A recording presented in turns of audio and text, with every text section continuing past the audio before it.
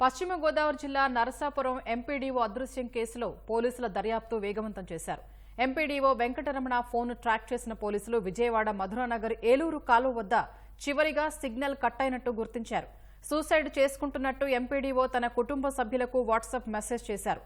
మాజీ విప్ ప్రసాద్ రాజును బోటింగ్ కాంట్రాక్టర్ను బకాయి చెల్లించాలని అడిగితే బెదిరిస్తున్నాడని వాట్సాప్ నోట్లో వెల్లడించారు.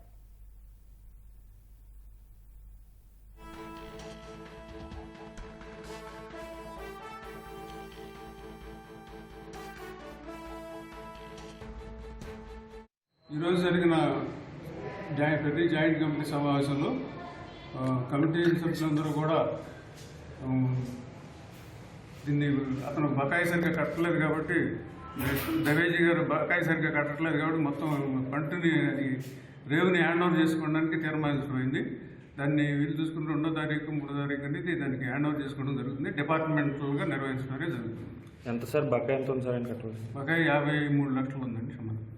సార్ ఇన్నిసార్లు మరి ఎందుకు అవకాశం ఇచ్చారు సార్ ఆయనకి?